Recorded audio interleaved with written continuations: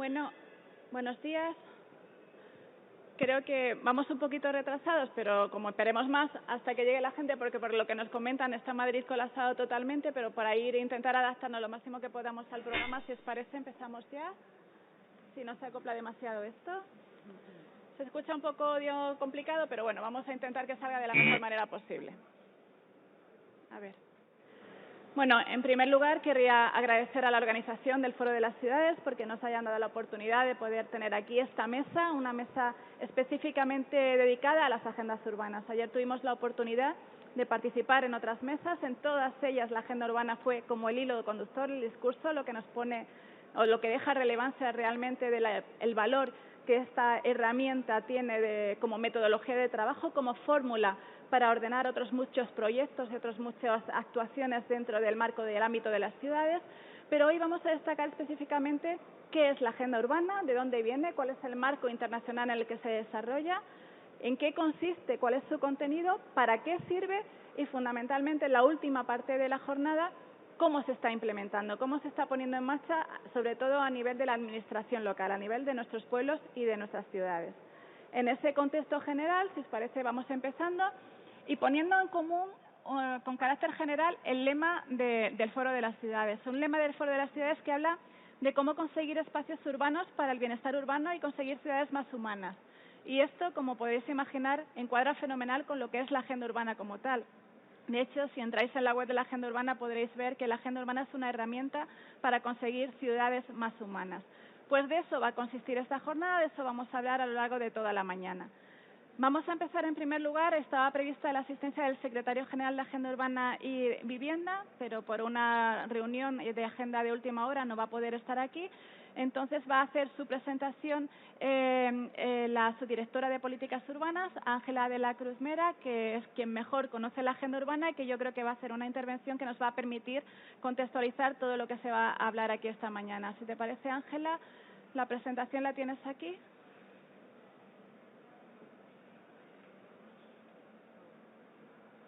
A partir de ahí. Bueno, no sé si se va a escuchar por este micrófono o por este, espero que no se acople.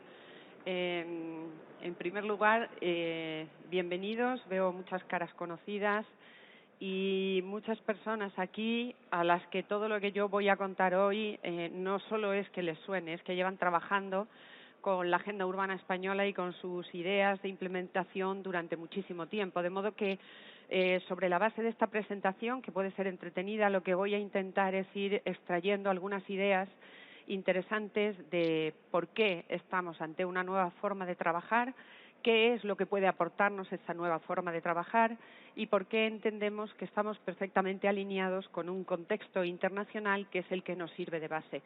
No se trata de ir repitiendo siempre las mismas ideas, muchas de ellas plasmadas en un PowerPoint al que muchos de vosotros, muchas de vosotras ya estáis acostumbrados, sino de ir extrayendo, pues eso, algunas ideas esenciales que nos sirvan para enmarcar el trabajo que todos estamos haciendo. Quiero, en primer lugar, agradecer a la organización del foro y, en nombre del Secretario General de Agenda Urbana y Vivienda, la invitación que han hecho al Ministerio para estar presente en esta feria, en este foro de las ciudades, no solo para estar presentes, sino para poder organizar mesas de estas características, ¿no?, que nos ponen en común con todos vosotros, que podemos compartir conocimientos y que con esto estamos cumpliendo uno de los grandes objetivos que persiguen las agendas urbanas. Bueno, la primera idea que yo quería trasladar es que en esta nueva era tenemos que empezar a trabajar de manera diferente a como hemos trabajado hasta ahora. La Agenda 2030 para el Desarrollo Sostenible no solo pone de manifiesto la necesidad de realizar acciones integradas a favor de las personas y del planeta. Ambas necesitan de estas acciones por parte de todos los actores posibles, administraciones públicas, sociedad civil, academia, todos aquellos en los que podamos pensar, sino que además nos obliga a pensar de una manera diferente. Nos pone sobre la mesa 17 objetivos de desarrollo sostenible, pero además nos indica la necesidad de tenerlos en cuenta transversalmente. Es decir, no se trata de trabajar en el medio ambiente o en el clima o en las ciudades o en los transportes o en la energía. No, se trata de trabajar conjuntamente con todos ellos en un determinado marco territorial. ¿Cuál es ese marco territorial? Pues las áreas urbanas.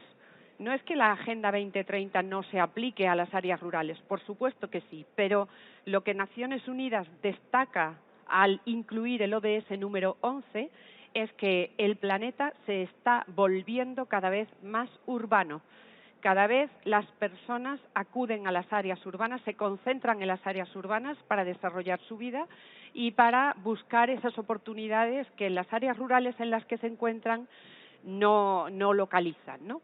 De modo que Naciones Unidas es muy consciente de que el mundo es urbano, de que cada vez se vuelve más urbano y por eso entiende que tenemos que trabajar en pro de ciudades más justas, más inclusivas, más sostenibles, más seguras y más resilientes.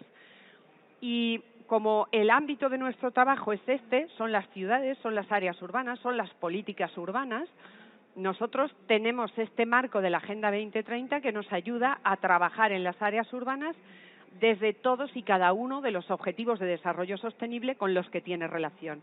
Yo he mencionado aquí algunos de ellos, pero es difícil encontrar uno solo de estos otros 16 objetivos de desarrollo sostenible que no tenga aplicación directa sobre las áreas urbanas, que es donde se concentra, como decía, la población.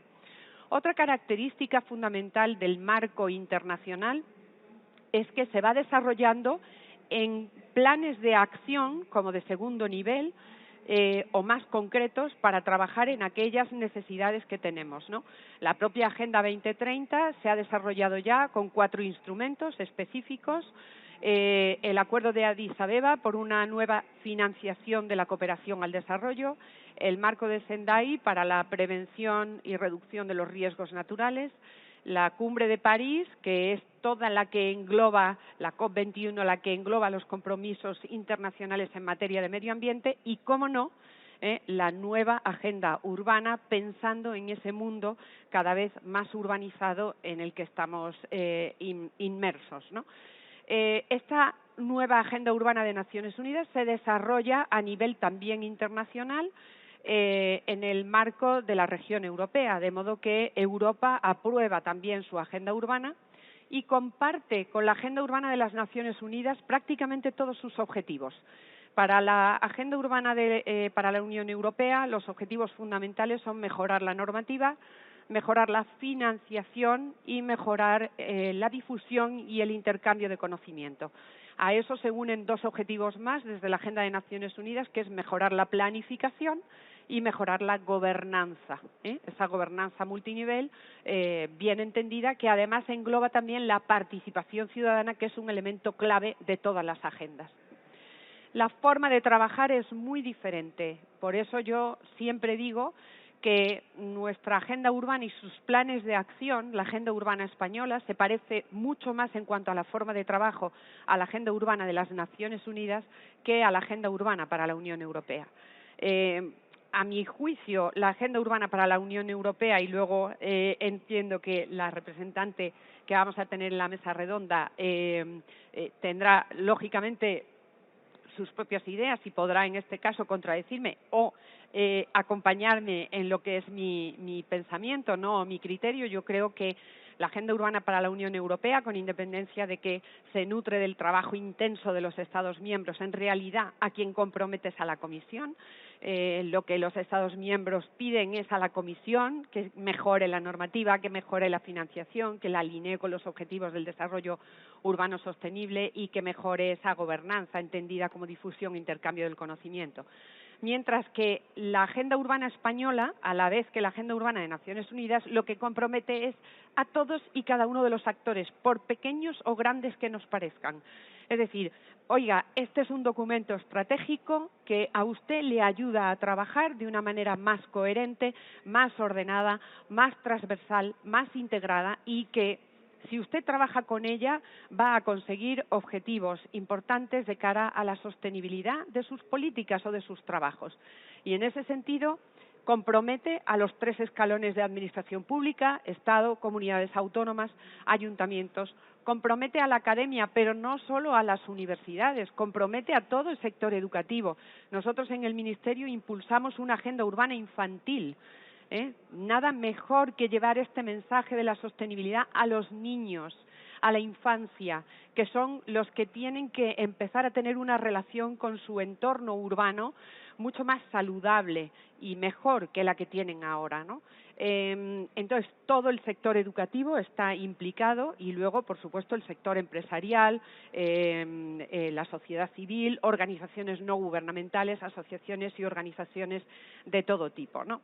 Bueno, con estos, digamos, componentes internacionales se aprueba la Agenda Urbana Española y yo lo único que les voy a decir es los dos elementos clave.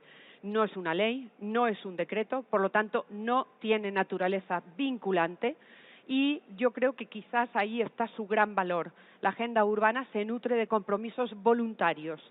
Si usted cree en mi mensaje, puede trabajar sobre la base de lo que le facilita la agenda urbana y es más, durante la primera fase de implementación de la agenda, el Ministerio puso sus servicios técnicos a disposición de aquellos actores que estuvieran interesados en aprobar planes de acción, planes de implementación.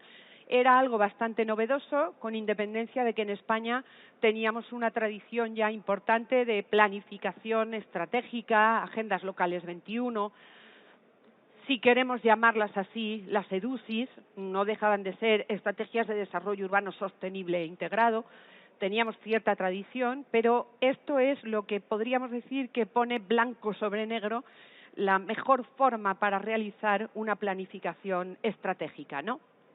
Esta planificación estratégica se basa en un decálogo que nos determina cuáles son los objetivos fundamentales con los que yo creo que hoy es muy difícil no estar de acuerdo, ¿no? La diferencia es con qué acciones conseguimos estos objetivos, es decir, ordenar el territorio y hacer un uso racional del suelo como lo que es un recurso natural escaso y no renovable, protegiéndolo y tratando de conservarlo, yo creo que es un objetivo con el que es muy difícil no estar de acuerdo. Ahora bien, ¿cuáles son las acciones que me permiten conseguir ese objetivo? Cada actor debe elegir las que estime oportunas. Por eso la agenda urbana en España se planteó no solo con ese carácter voluntario, sino como un documento que aporta una especie de menú a la carta. Oiga, estos son los objetivos que tenemos que conseguir, busque usted cuáles son las acciones que están más a su mano, por sus competencias y atribuciones, por su financiación, por la inversión que va a dedicar, por los mecanismos de financiación a los que pueda acceder y directamente por sus propias capacidades técnicas y políticas, ¿no? Y bueno, yo no voy a ir repitiendo cada uno de los 10 objetivos, simplemente recordarles que van desde el suelo a la ciudad ya hecha, revitalizándola, pasando por objetivos que están en la propia Agenda 2030 relacionados con el cambio climático, con la economía circular y la buena gestión de los recursos, con una movilidad sostenible. La agenda urbana es muy sincera, es muy clara cuando señala que el modelo urbano ideal para conseguir estos objetivos es el que favorece la proximidad. Indudablemente, cuanto más grandes sean las ciudades y sobre todo en la medida en que las ciudades se incorporen a entornos metropolitanos, los objetivos estratégicos de la agenda van a ser más difíciles de conseguir. Eso no significa que no se puedan hacer políticas relacionadas con estos objetivos estratégicos en esas áreas.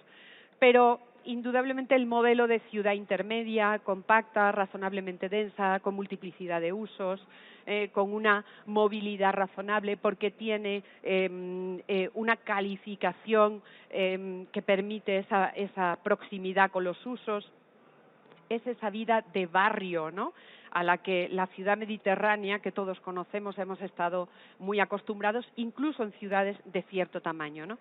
La agenda lo que quiere es recuperar ese modelo, revitalizarlo y fomentarlo.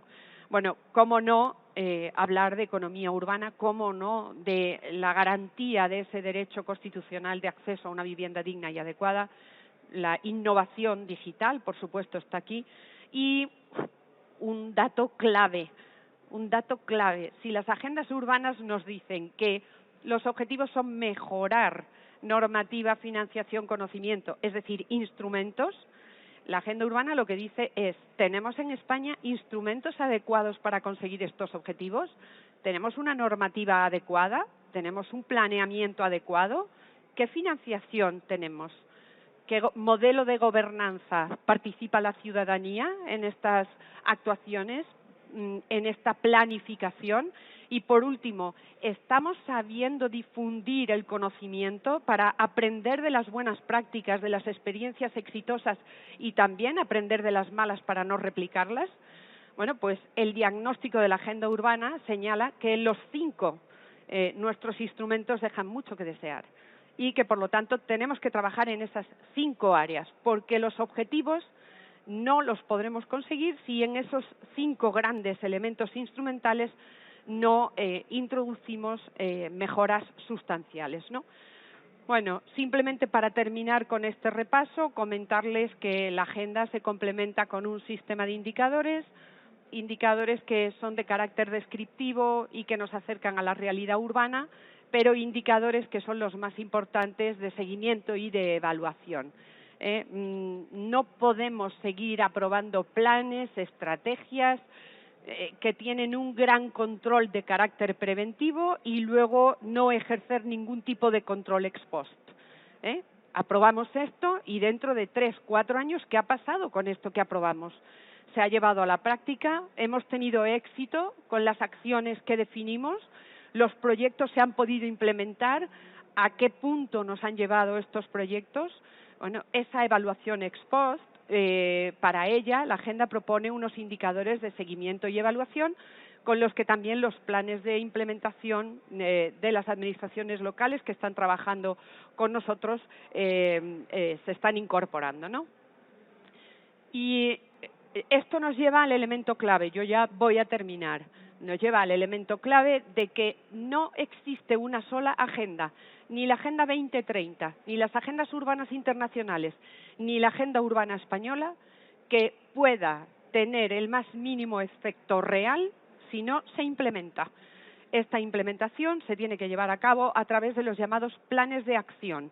Nosotros incorporamos en la agenda urbana el plan de acción de la Administración General del Estado. En este momento hay 5 comunidades autónomas trabajando en su agenda urbana autonómica, 2 de ellas en realidad aprobadas, o casi 3, si están aquí los extremeños que no se enfaden, estaríamos hablando de País Vasco, Extremadura y Andalucía con una agenda urbana aprobada, y 2 de ellas por venir, la catalana y la valenciana, además de algunas otras que están anunciando que están ya directamente a punto de ser aprobadas, ¿no? Y luego estamos trabajando con nuestros proyectos estrella, que son los planes de implementación a escala local, ¿no? Los planes de los ayuntamientos a los que estamos acompañando. Tenemos en estos momentos un número cercano a los 140 proyectos piloto de implementación local de la agenda urbana. Muchos de ellos, hasta un total de 120 con financiación, con una ayuda económica a cargo del Plan de Recuperación, Transformación y Resiliencia, y algunos de ellos que quieren trabajar también para ser proyecto piloto, incluso sin contar con ninguna ayuda económica. Este es el valor que yo les decía que tiene la agenda, adhesiones voluntarias, con o sin ayuda económica, ¿no? Yo, por último, terminaría con esta frase que me encanta de Joan Clos, incluida en el prólogo de la Agenda Urbana de Naciones Unidas, en la que nos dice, es un mensaje para los escépticos, ¿no? ¿Cómo aprobamos agendas urbanas? Bueno, la de Naciones Unidas es el colmo, para que nos hable de cómo debe ser el desarrollo urbano de todos los países, por igual. Da igual si estamos hablando de Uganda, si estamos hablando de Polonia, por hablar de la que va a ser anfitriona del Foro Urbano Mundial, o de España, que es donde estamos, ¿no? ¿Existe una receta única para mejorar la urbanización, para tener políticas urbanas sostenibles para cualquier país del mundo? Y si bajamos la escala, ¿existe una receta única en España para todas las comunidades autónomas, que además tienen competencias exclusivas en materia de ordenación del territorio, urbanismo y vivienda? ¿Existe incluso una receta única para todos los ayuntamientos, todas las poblaciones, con independencia de su tamaño y de su entidad? Bueno, es evidente que no, que no existe una receta única, pero esa es la riqueza de las agendas urbanas. La riqueza es que nos proporciona principios inspiradores. A través de esas prácticas probadas, eficaces, de esos proyectos exitosos, nosotros los hemos llamado proyectos piloto, nos aporta prácticas probadas, ejercicios ya hechos que nos permiten llevar a la práctica ese ideal, ¿no? Que nos permiten trasladar todas estas ideas tan estratégicas y tan globales de un papel a una realidad territorial, ¿no? Que puede ser municipal, autonómica o la que sea. En cualquier caso, lo que nos dicen las agendas urbanas es que nos inspiran y nos informan como encargados que somos de tomar decisiones y a todos los habitantes del mundo, a quien entran el resto de los actores, para que nos apropiemos de un futuro que va a ser común, ¿no? Y en cualquier caso termino con esta frase que dice que en esta coyuntura decisiva de la historia de la humanidad, repensar la forma en la que planificamos, me quedo con repensar la forma en la que planificamos, construimos y gestionamos nuestros espacios urbanos ya no es una opción, es un imperativo y, por lo tanto, nuestro trabajo empieza ahora. Muchas gracias. No soy capaz de...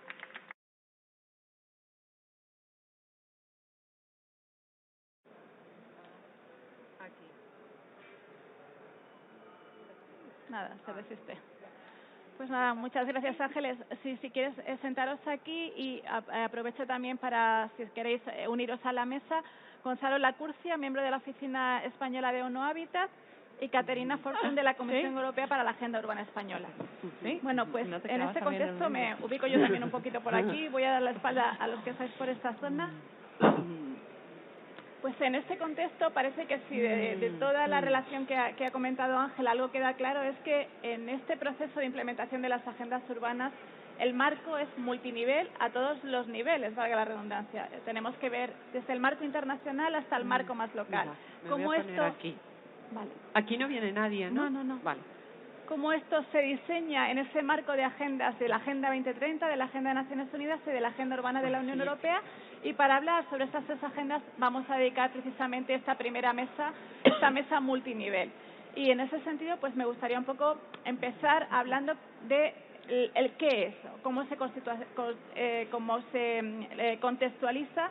En primer lugar, pues por empezar desde lo mayor o de lo más alto a lo más general, a lo más particular, la Agenda Urbana de Naciones Unidas. Y entonces, si te parece, Gonzalo, nos puedes un poco ilustrar al respecto y luego vamos aterrizando un poco más. Gracias. Sí. Bueno, buenos días. Muchas gracias por la invitación. Tanto al Foro de las Ciudades como al Ministerio. Me gustaría primero resaltar el rol de los foros, ¿vale? En términos de la discusión de los asuntos urbanos, ¿no? Para nosotros los foros son espacios que no solo facilitan el debate, sino que además promueven dentro de un conjunto mucho más amplio de la ciudadanía temas que deberían ser que tendrían que estar muchísimo más en las primeras planas de los periódicos. Y entiendo que este tipo de foros es un instrumento válido para alcanzar ese objetivo, ¿no? Aprovecho también para invitarlos al Foro Urbano Mundial, que va a tener lugar en apenas 2 semanas, en menos de 2 semanas.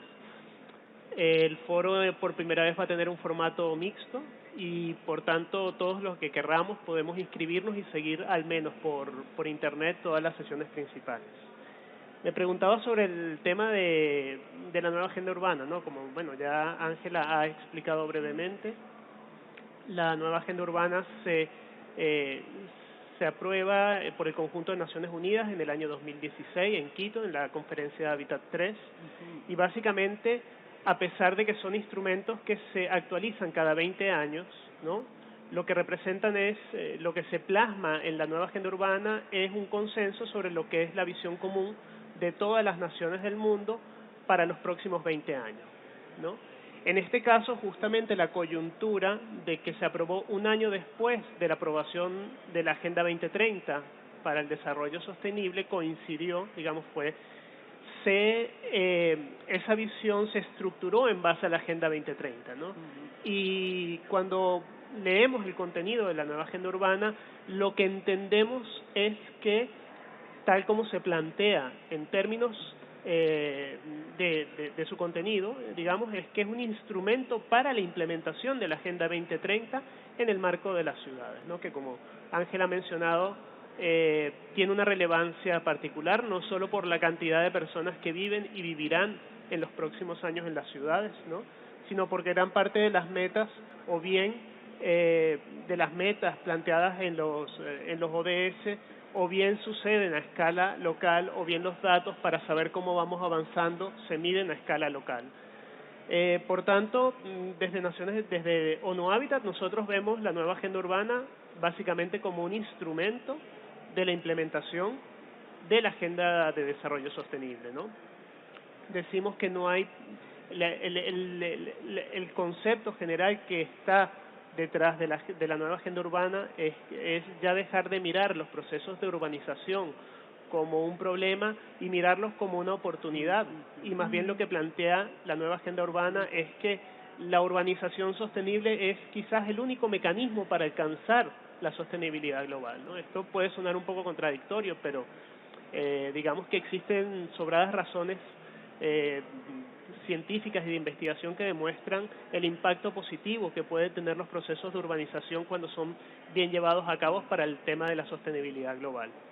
Yo voy a coger el guante de Ángela, que ha dejado en el aire el tema de los planes de acción, para hablar un poquito sobre los planes, ¿no? Como instrumento de implementación, ¿no? En términos generales de las agendas, el objetivo que mencionó Ángela, el objetivo 11 de ciudades sostenibles y inclusivas, plantea en su objetivo 11, perdón, en su meta 11.3 el tema específico de la planificación. Es decir, es una de las metas alcanzar ciudades que estén planificadas, ¿no? Para ello incluso plantea dos indicadores. Uno es el grado de ocupación del suelo, el crecimiento del grado de ocupación del suelo. Es uno de los indicadores, de los 167 indicadores que tiene la Agenda 2030 para el desarrollo, ¿no? Y el otro indicador tiene que ver con los procesos de participación directa de la ciudadanía en los procesos de planificación. Es decir, de todo el conjunto de los 17 objetivos, 167 metas, etcétera, hay dos pilares que consideramos, uno muy técnico en términos de ocupación o crecimiento urbano, y el otro mucho más político, mucho más difícil de medir, que es el tema de la participación ciudadana, pero lo pone ahí como estructura, ¿no? Por su parte, la nueva agenda urbana establece la planificación como uno de los 5 pilares fundamentales, junto con la legislación, el financiamiento urbano, las políticas nacionales urbanas y la implementación local, ¿no? Digamos que los planes los planes como instrumentos para orientar el crecimiento urbano vienen de alguna manera siendo cuestionados, ¿no? Desde muchos ámbitos, algunos de la academia. Evidentemente ese cuestionamiento tiene un punto legítimo en cuanto a que los planes no han sido suficientes para orientar el crecimiento de las ciudades de manera sostenible, ¿no? Sin embargo, desde nuestro punto de vista hay muchos elementos que siguen teniendo una tremenda vigencia desde el punto de vista de los planes como instrumento para la implementación, para la orientación del crecimiento de las ciudades, ¿no? Nosotros, obviamente, los procesos de planificación bien llevados a cabo no solo sirven para establecer, limitar el crecimiento de las ciudades, proteger espacios de la reserva, introducir elementos de mitigación y adaptación al cambio climático, hacer, digamos, los modos de transporte más sostenibles, establecer economías urbanas sanas y, digamos, distributivas en el conjunto de la población, pero también desde nuestro punto de vista, y este enfoque es más procedimental, los procesos de planificación son los mejores espacios para generar acuerdos entre actores diversos, ¿no? Estamos viviendo una época donde la aceleración de los tiempos políticos, la aceleración de los tiempos electorales, cada vez parece que cuesta más alcanzar acuerdos entre actores diferentes que vean al mediano y largo plazo, ¿no? Y allí nosotros encontramos que existe uno de los mayores retos en términos de gobernabilidad de las ciudades, ¿no? Pues los procesos de planificación, no los planes en sí mismos, sino los procesos de planificación, desde nuestro punto de vista, son determinantes en alcanzar esos acuerdos mínimos, ¿no? también son espacios para incrementar la incidencia. Cuando nos volcamos a procesos de planificación, de definición de agendas urbanas, pues generamos momentos, generamos espacios para que los temas relevantes sean discutidos entre un mayor número de actores de la población o de la ciudadanía, y por tanto se dan las condiciones justamente para aquello que decíamos antes, de generar unos consensos mínimos que no solo atiendan a las urgencias políticas, a las urgencias partidistas, que muchas veces son las que dominan la discusión de los temas urbanos, ¿no? Para ello es indispensable que los planes o que los procesos de definición de agendas, planes, etcétera, se hagan bajo unos criterios mínimos, ¿no? El primero tiene que ver con la participación pública, que sea una participación honesta, digamos, una participación sincera, amplia, una participación informada. Y aquí hay un tema fundamental, es decir, la participación por sí sola no es garantía de nada. La participación informada, donde los actores son relativamente conscientes sobre el impacto que puede tomar ciertas decisiones, impactos positivos, impactos negativos, resulta fundamental, ¿no? Y finalmente una participación comprometida en la búsqueda de soluciones y de acuerdos comunes. Es decir, si vamos a participar para solamente defender el punto de vista que yo sostengo, pues no va a ser una participación demasiado contributiva, ¿no? Es obvio que los planes por sí solos no van a cambiar o no van a solventar los enormes retos que enfrentan las ciudades. Como bien mencionaba Ángela en su última diapositiva, la nueva agenda urbana lo que llama es una transformación cultural, mental, muchísimo más allá. Hay que cambiar la forma en que se planifican y construyen las ciudades, pero también hay que cambiar la forma en que se gestionan las ciudades, hay que cambiar la forma en que se financian las ciudades, ¿no? Y se trata, por tanto, de cambios estructurales y transversales. Aunque una parte muy relevante, y ahí insistimos en los planes, tiene que ver con la planificación en cuanto a potenciadores de otros cambios, ¿no? Y ahí yo cerraría. Finalmente, solo un par de datos, ¿no?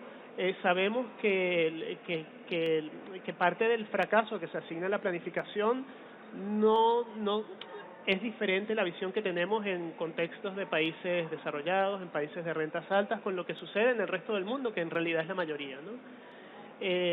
Hoy en día 1 de cada 4 personas vive en asentamientos informales no planificados, ¿no? Y eso es resultado de la falta de planificación en gran medida, ¿no? También sabemos que la población urbana prácticamente se va a duplicar en los próximos 30 años. Es decir, vamos a pasar de 3.900 millones a 6.400 millones o algo así, ¿no? La población urbana solamente. Y que ese incremento de la población va a suceder, no va a suceder en España, no va a suceder en la Unión Europea, va a suceder en aquellos países que tienen menos capacidad, menos recursos y menos instrumentos institucionales para orientar ese crecimiento urbano. Yo personalmente, y creo que institucionalmente, no tengo ni idea de cómo eso puede suceder si no lo hacemos a través de procesos de planificación. ¿Cómo podemos orientar que eso no termine siendo un desastre desde el punto de vista de la sostenibilidad, que realmente condene a la humanidad entera en términos del agotamiento de recursos y el incremento de la conflictividad, etcétera, si no es a través de procesos de planificación, ¿no? Pues yo lo dejo hasta aquí, muchísimas gracias y nada, quedamos atentos a la segunda ronda. Fenomenal. No has dicho poca cosa. De repente esos acuerdos internacionales, globales, que se quedan allí como muy en lo alto, te sirven para algo, terminan concretándose en actuaciones, en esos planes de acción, en estos planes de acción en los que yo destacaría pues las 3 palabras que has dicho tú, ¿no? Esos 3 titulares. Por una parte, proceso. Esto es un camino largo, una metodología, un cambio que requiere de una planificación. Por otra parte, una participación informada y comprometida, porque al final todo esto llega a acuerdos. La planificación, y nosotros lo decimos muchas veces al hablar de la agenda urbana, no se trata de hacer cartas a los Reyes Magos en los que incluyamos todas las posibles actuaciones maravillosas que a todos nos gustaría llevar a nuestros municipios, sino que realmente impliquen un compromiso con un cronograma, con un presupuesto, con unos agentes identificados que ayuden a ponerlo en marcha. de este contexto súper global, nos centramos un poco más en la Unión Europea, en esa agenda urbana para la Unión Europea, en su contenido, en su forma de trabajo. Ángela hablaba antes, ¿no?, de la diferencia entre herramientas que de alguna manera se han generado prácticamente a la vez, incluso algunas veces de manera paralela, pero que tienen unas formas de trabajo muy diferentes una de otras. Catherine, cuando quieras. Caterina. Muchísimas gracias. También un gran placer de poder estar aquí, porque es la primera misión que estoy visitando un Estado miembro después de COVID, o sea que 2 años y medio viendo personas, o sea, está muy bien no estar con la pantalla. Y sí, a mí me resuena todo lo que se ha dicho hoy, o sea, que no haya receta única. ¿Cómo nos hacemos frente a esos desafíos? No sé si se me ha cortado, ¿no? Digo, ¿sí? ¿Mejor? ¿Se escucha? Sí. Que puede ser una gran oportunidad y sobre todo de trabajar de una forma integrada. Y yo veo un gran cambio de esa forma integrada, o sea que ya creo que todos somos conscientes también en las administraciones que no se trata de un objetivo, que no se trata de una dirección general. Creo que también las administraciones nos lo tuvimos que mirar desde dentro. Y veo una diferencia, o sea, llevo casi 15 años trabajando en la Comisión Europea y antes trabajamos de una forma, pues la dirección del desarrollo regional, ahora estoy en la dirección de clima, la dirección de medio ambiente y ahora trabajamos de una forma distinta porque está claro que el problema es holístico y el problema es ahora mismo estoy viendo la imagen de la película de Netflix con Leonardo DiCaprio de Don't Look Up, que realmente la cometa pues está aquí, aunque todavía aquí estamos en esa mesa que sabemos que haya cometa, pero yo puedo ir a otro Estado miembro donde todavía estoy en debate, pero ¿quién ha dicho que haya una cometa? Y estamos pasando 3/4 de hora no creyéndose esto, y eso es también un gran problema o desafío para la Unión Europea, que somos 27 Estados miembros, cada uno tenemos otra historia de políticas urbanas, o sea, del desarrollo urbano. Hay, pues en España, por ejemplo, las EDUSI, o sea, hay una buena historia, un buen conocimiento, un trabajo que yo creo que España en eso inspira a otros Estados miembros, porque hay estados donde, por ejemplo, la política urbana es diferente. Un gran desafío para los alcaldes, un gran desafío para la administración de la ciudadanía, de los municipios, pues el cambio climático, por supuesto. Son ellos que están en la primera línea con la ciudadanía. Si nos pasamos de COVID, que ya parece que salimos de una crisis, pues no viene la otra crisis, que es la guerra, que ahora las energías, y que pensamos que desde Europa, pues eso va a reforzar el Pacto Europeo Verde. Pues no, casi lo contrario. O sea, yo que hace pues medio año hubiera dicho, pues esto, vamos más allá, porque está clarísimo que tenemos que ponernos, o sea, aún más la visión de que realmente hace falta ese cambio, hace falta que todos ponemos, o sea, también que trabajemos a niveles pues regionales, nacionales, de ciudadanía y de ciudades, pues también es un gran desafío. Ahora mismo pues hay unas negociaciones de implementación del Pacto Europeo Verde y pues las estrategias, las normativas, pues no está clara para todos. Lo que sí me alegro que a pesar de los problemas y que tenemos, pues que también se nos va a doblar la población, aunque no pase en Europa, pues el medio ambiente es uno, el planeta. Mi marido cada vez me corrige. El planeta es uno y es también trabajar a nivel internacional. ¿Qué es lo que nos apetece? Pues creo que a todos nos apetece vivir en ciudades donde podemos respirar un aire libre, que no tengamos que huir el viernes por la tarde y que nos vayamos al pueblo, porque la pregunta es ¿qué es lo que buscamos en el pueblo? ¿Para qué vayamos el fin de semana a reposarnos ahí? El aire libre, la tranquilidad, los espacios verdes, la naturaleza, la conexión, la comunidad. O sea, yo digo que hasta como andar, no utilizar coche, pues ir a la tienda y hablar con el vecino. O sea, eso es, ¿para qué vivimos en las ciudades? Somos seres humanos que nos encanta vivir en la comunidad, nos encanta ver a los vecinos, nos encanta andar, o sea, y nos hemos convertido en seres que estamos pasando en un metal, atascados en algún sitio, como hoy en Madrid, llegando estresados a otro sitio donde nos sentamos, que tampoco es natural. Sí, como que hay unos grandes desafíos y creo que a todos nos encantaría vivir en ciudades o en espacios que sean mucho más aptos para nosotros, para los seres humanos.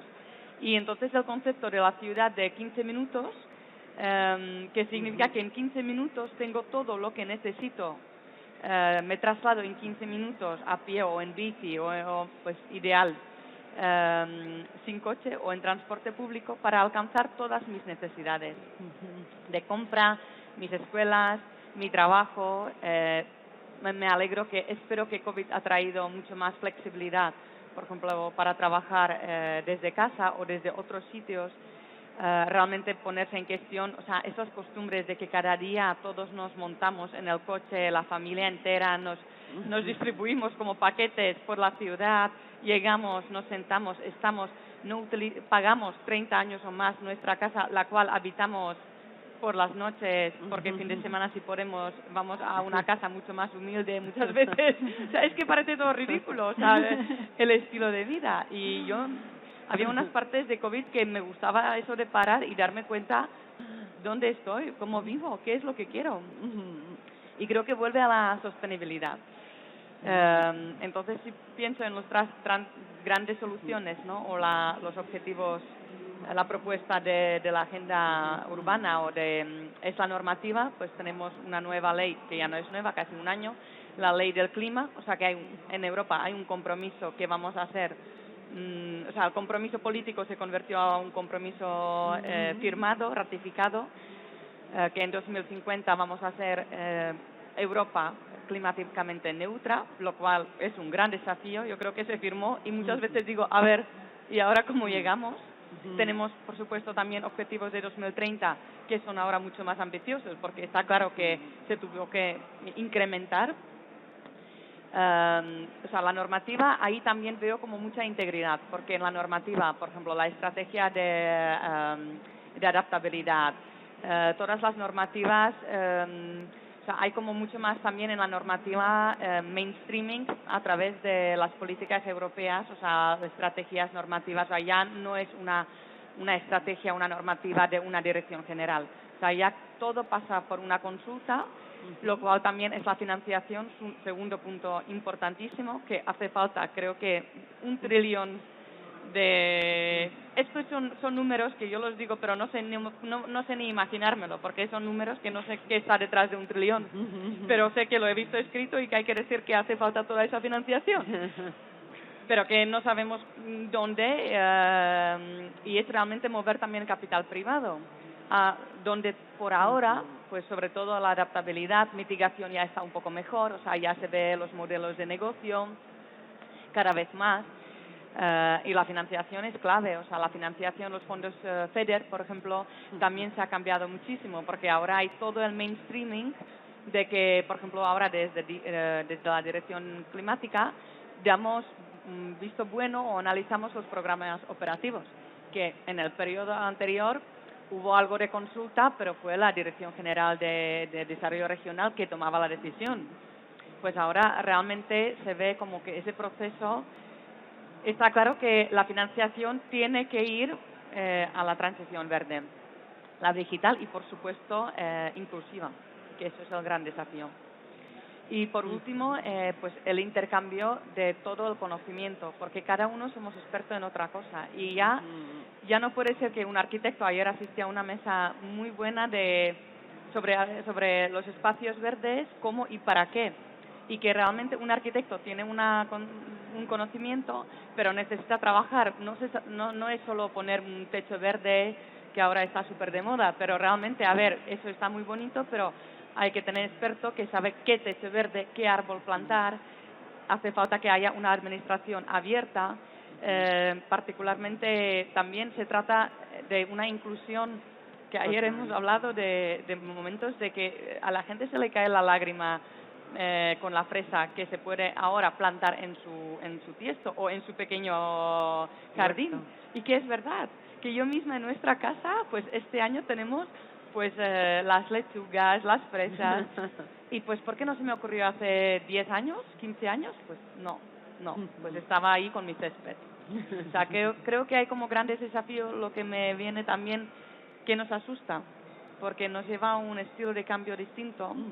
Lo llamamos un estilo de París, de 1.5 1.5 degree lifestyle, como el estilo de vida distinto, que se podría ver como una oportunidad, se debería ver como una oportunidad, y a la vez nos da mucho miedo. Porque ¿qué significa?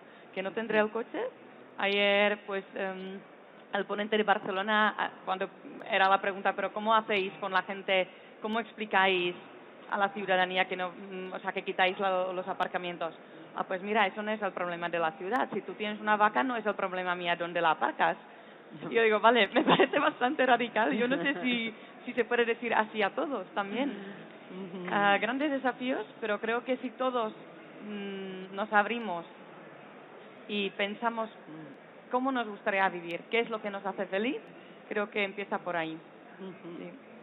Muchas gracias. Grandes desafíos, gracias a ti, Caterina. Grandes desafíos que están en común, que se ven a nivel mundial, se ven a nivel de la Unión Europea, e instrumentos comunes. Agenda urbana, nueva Agenda Urbana de Naciones Unidas, Agenda Urbana para la Unión Europea. Habláis de normativa, habláis de planificación, habláis de financiación. Luego te preguntaré por el tema de la financiación, que seguro que a todos nos interesa mucho, y ahora también vincularé un poco la pregunta de Ángela, de intercambio de conocimiento y formación. Esos dos instrumentos que también comentaba antes Gonzalo y que son fundamentales, porque es compartir experiencias. Los retos son comunes, pero hay que poner en común las experiencias para poderlas ponerlas en marcha. Que la Comisión Europea solo tenga claro, también desde la perspectiva de la propia normativa que nos llega a los Estados, puede ser sin duda muy interesante para implementar esa agenda urbana.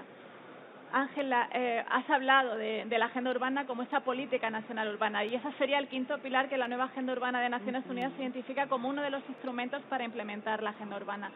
¿Cómo lo articulas o cómo se articula aquí? Siempre decíamos que era un instrumento de financiación y demás. ¿Cómo se articula aquí a través de la agenda urbana y cómo termina aterrizando en el proceso en el que estamos ahora mismo de implementación a través de los ayuntamientos? Bueno, pues yo creo que en primer término con el convencimiento absoluto de que los documentos estratégicos, precisamente por sus características, o se dotan de planes de acción o se quedan en eso, en un documento. Entonces, nosotros en el Ministerio, durante el largo proceso de elaboración de la Agenda Urbana, que nos llevó cerca de 1 año y medio con una amplia participación, desde el minuto 1 lo que teníamos pavor es a que la Agenda Urbana fuera un librito o un libraco, me da igual, y que tú lo colocas ahí en la estantería y dices, la Agenda Urbana Española 2019. O sea, nos horripilaba eso, nos horripilaba. Entonces, incluimos en la Agenda Urbana multitud de fichas que podían ser simplemente elementos orientativos, pero que permitían a cualquier actor, utilizando unas fichas sencillas, llevar a su nivel y a la capacidad que tenga pues las enseñanzas y esos principios inspiradores que contenía la frase de Joan Clos, llevarlos a la práctica, ¿no? Y tuvimos la inmensa suerte de que en el grupo de trabajo, uno de los grupos de trabajo que tuvimos para elaborar la agenda urbana era el de la Federación Española de Municipios y Provincias, ¿no?, con los ayuntamientos. Y en ese grupo de trabajo, desde casi el principio, hubo una serie de ayuntamientos. Como ahora ya son muchos, no voy a decir el nombre de los que fueron, pero hubo un grupo de cabeza de 4 ayuntamientos que se postularon y nos dijeron, oye, nosotros podríamos ser proyecto piloto. O sea, nosotros vamos a empezar a trabajar en lo que podría ser un plan de implementación local de esta agenda y lo podríamos tener en un plazo relativamente breve. ¿El Ministerio estaría dispuesto a acompañarnos en este proceso, reconociéndonos como proyecto piloto? Y a nosotros eso nos da un apoyo fuerte a lo que estamos haciendo desde el punto de vista político, y a vosotros os podría servir porque le decís a otros ayuntamientos, oiga, si usted no sabe cómo aterrizar esto, aquí tiene una serie de proyectos piloto, ¿no?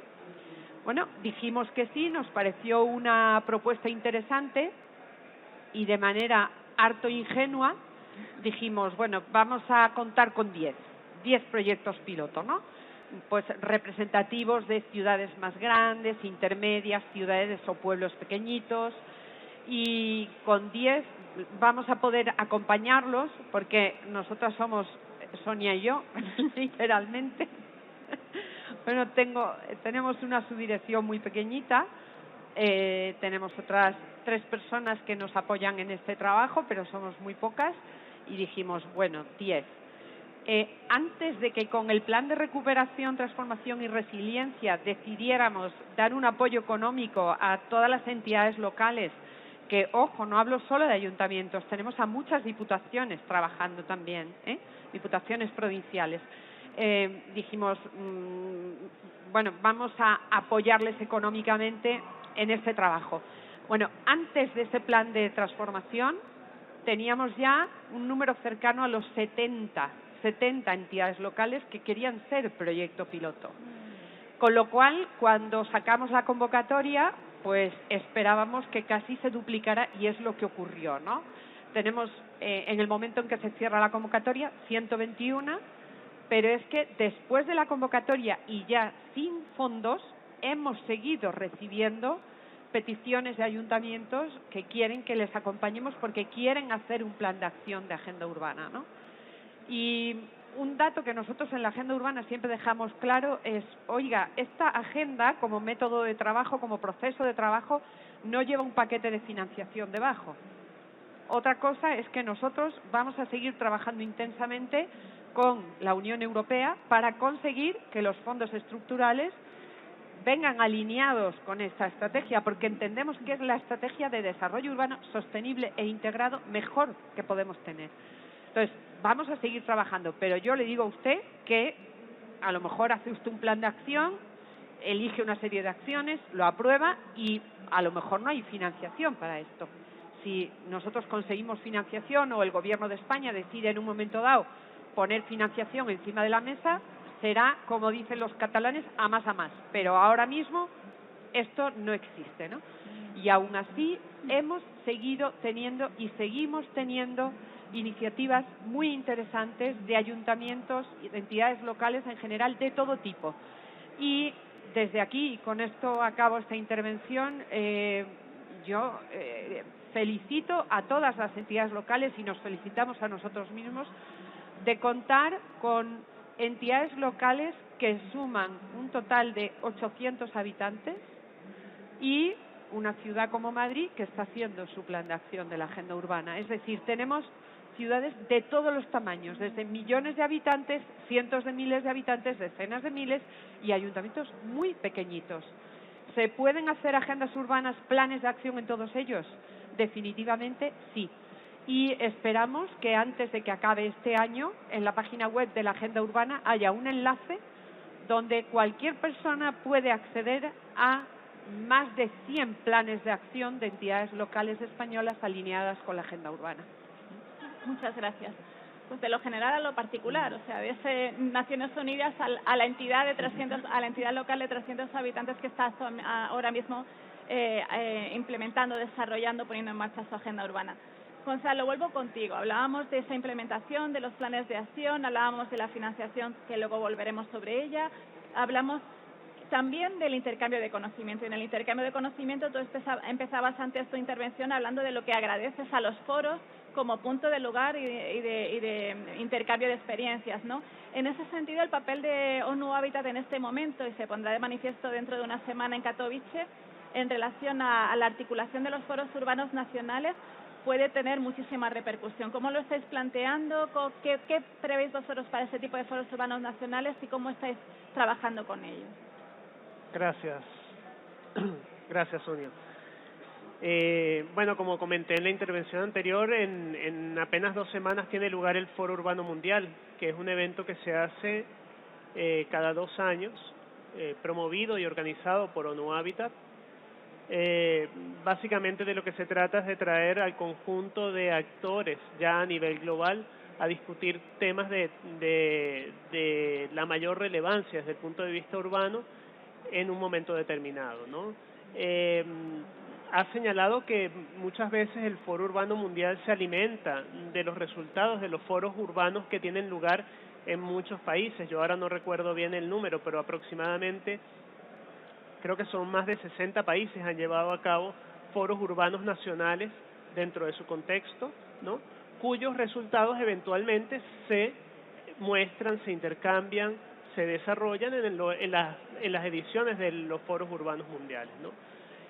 Para ONU Habitat es un momento muy emocionante desde el punto de vista de que muchas veces es en estos espacios donde se puede comprobar que más allá de las grandes declaraciones, más allá de los grandes acuerdos, existe como una sensación común sobre la dirección que debe tomar las ciudades para justamente avanzar hacia la sostenibilidad, ¿no? Que dicho sea de paso, nosotros entendemos la sostenibilidad no solo desde el punto de vista ambiental, sino también desde el punto de vista económico y fundamentalmente desde el punto de vista social, y por eso hablamos de ciudades más equilibradas, más inclusivas, ¿no?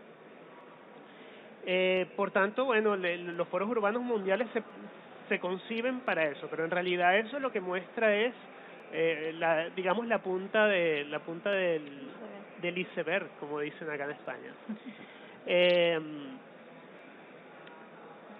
Porque en el fondo lo que trasciende de este tipo de eventos es la necesidad de la incidencia, ¿no? La necesidad de la incidencia, la necesidad del intercambio de experiencias para, algo que mencionaba yo en la primera intervención, para convencer a un grupo más amplio de ciudadanos, de actores, de decisores, sobre no solo la necesidad de avanzar sobre ciertas políticas y sobre ciertos temas, sino además incluso la conveniencia desde el punto de vista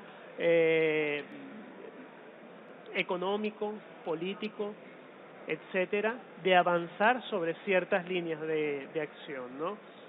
Nosotros siempre hacemos el llamado de que si nosotros fuéramos capaces de establecer las externalidades que generan ciertos procesos urbanos tremendamente contaminantes o tremendamente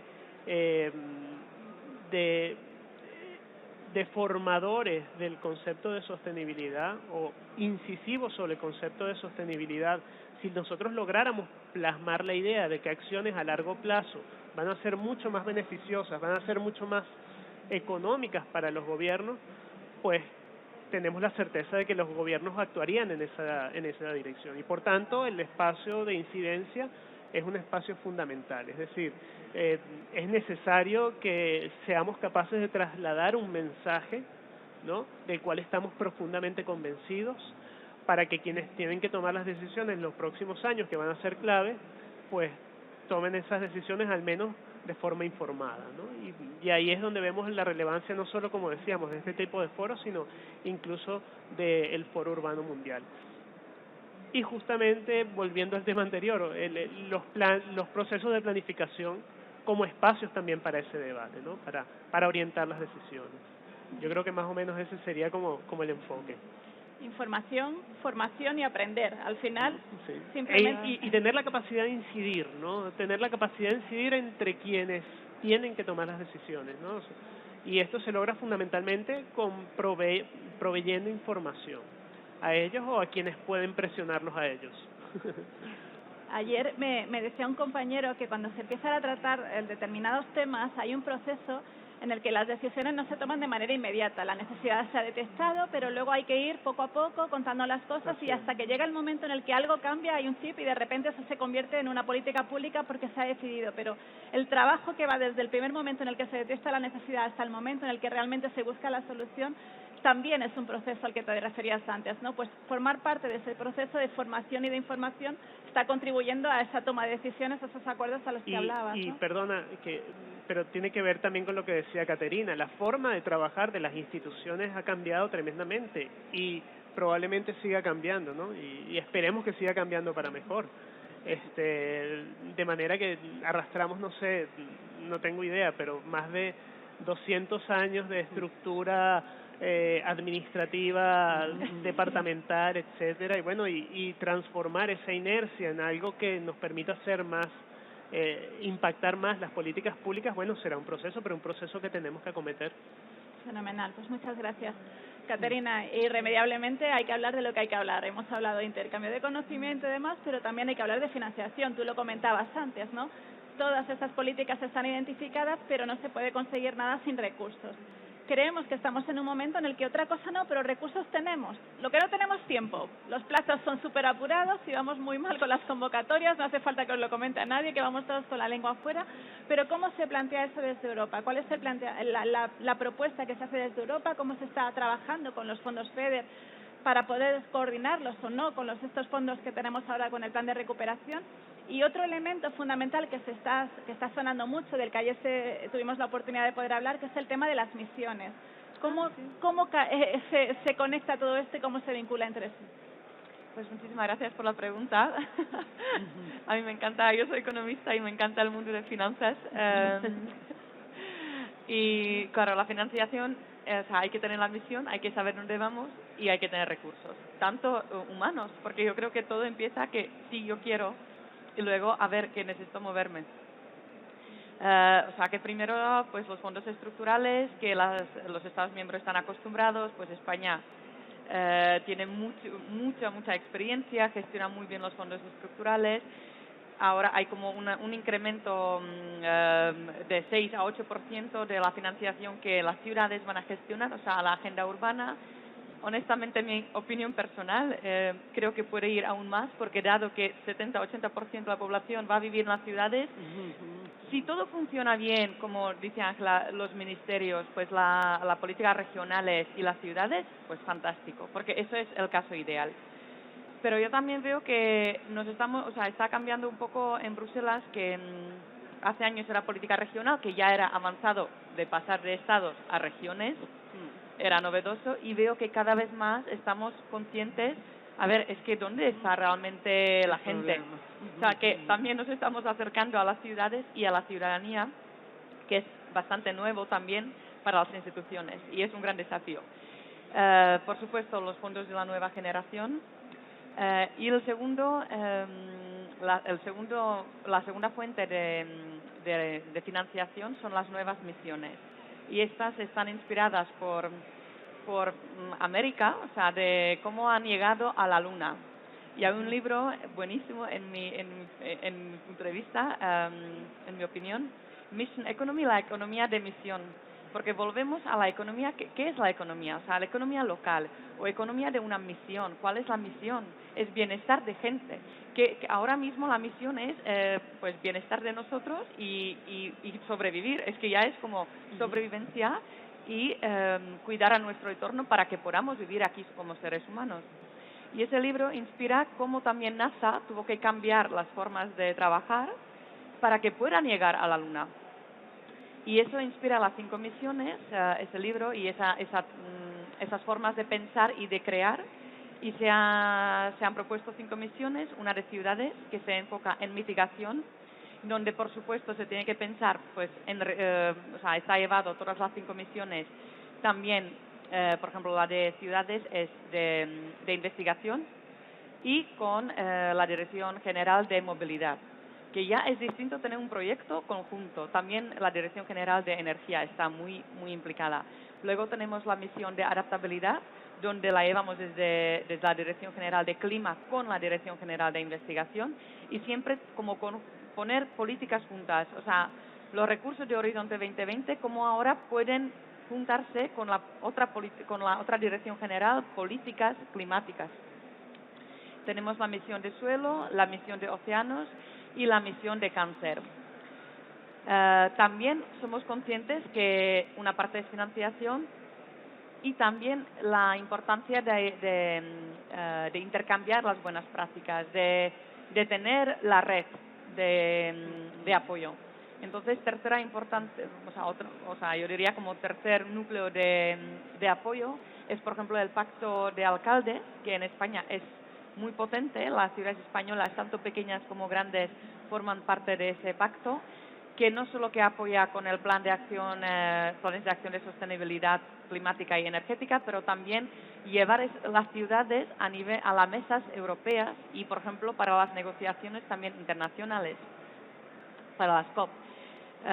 También Y por terceros, me gustaría mencionar la ciudadanía, que también la Comisión Europea está cambiando y nuestra presidenta, o sea, Ursula von der Leyen, anunció con el Pacto Europeo Verde nuevo pacto, que es el Pacto Climático, donde está claro que si queremos que el Pacto Europeo Verde funcione, o que ni es la palabra que funcione, o sea, que sea, o sea, que exista, que la gente lo crea, es tener toda la ciudadanía informada, pero de una forma participativa. Entonces, el Pacto Europeo de Climático, el objetivo, la misión es realmente involucrar, está propuesto por la gente, y es realmente trabajar con la ciudadanía.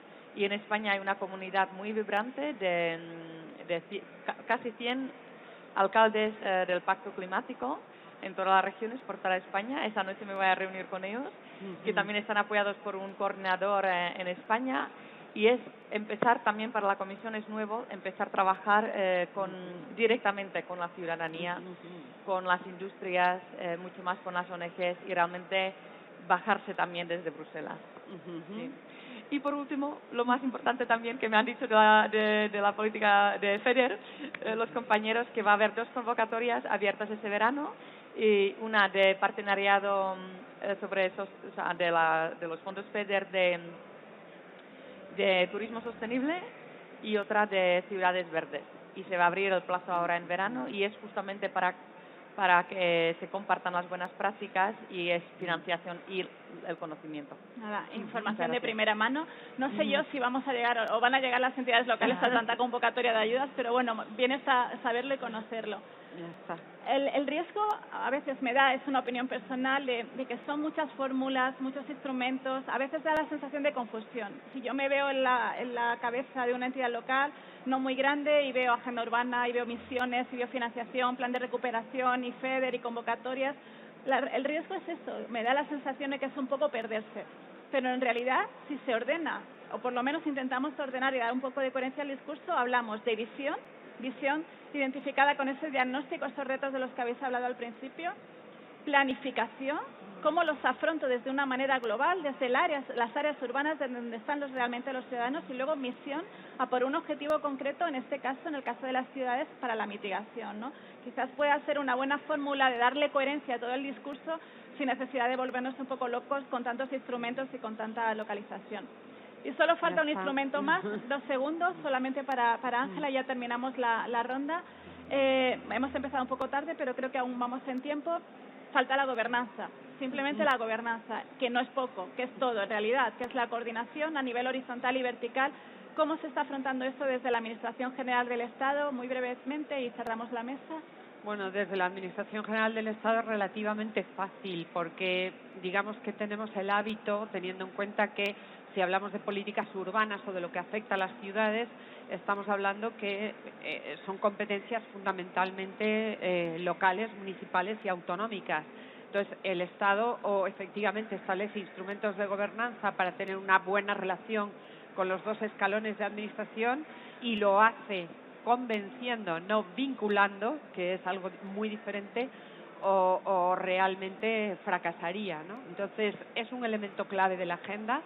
Y yo también quiero reforzar otra vez, ha salido recurrentemente, pero cuando hablamos de gobernanza no podemos hablar solo de la gobernanza interadministrativa, es decir, la que tenemos entre departamentos en una misma administración, que ya de por sí es importante, y entre las propias administraciones, sino también la que consigue una participación real y efectiva, ¿no?, desde la información. Nada más. Fenomenal, pues muchas gracias. No sé si hay alguna pregunta desde el público, si os apetece hacer alguna consulta, aprovechando. Pues si no, de nuevo, 1000 gracias por todos, por la mesa, y nada, pues muchísimas gracias. Hasta luego. Me parece que la siguiente mesa, que ya es de las comunidades autónomas, os parece pasar para que os vayan poniendo las